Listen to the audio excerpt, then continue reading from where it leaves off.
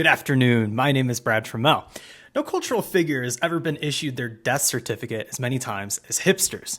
For 15 years, hipsters were the skinny jean wearing punching bags who enraged everyone by crossing the wires between irony and earnesty, between individuality and conformity.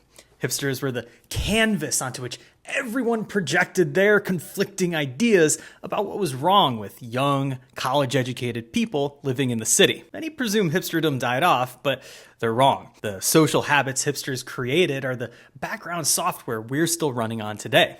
The idea of being an amateur connoisseur of culture, someone who obsesses over news updates about niche interests and micro celebrities they passionately argue about with strangers, someone who eats well because it tastes better and is better for the environment, someone who wears well-researched vintage clothes, someone who's relentlessly critical of the aesthetic decisions made by those most similar to them. Today, this isn't someone, this is everyone. We're all hipsters now. For this report, I'll try to pinpoint what the slippery word hipster means by untangling each of the 4 eras of hipsterdom and how they changed over time.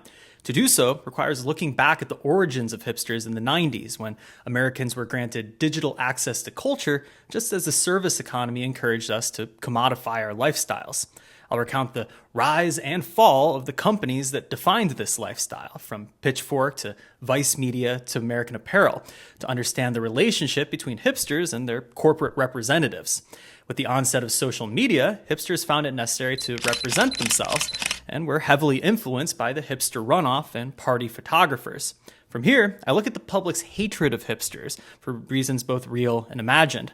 And finally, I describe the mid-2010s transition from the hipster of yesterday into the activist of today, and what the indie sleaze revival says about both. So crack open a can of Sparks and join me as we dig into hipsters' legacy, not as an exercise in nostalgia, but as a way of understanding how they shape the culture we live in now.